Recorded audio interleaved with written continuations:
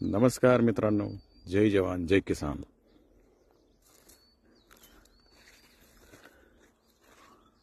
आमचे भाऊसाहेब पाटील गडाख प्रगतशील शेतकरी यांच्या शेतावरील आपण हो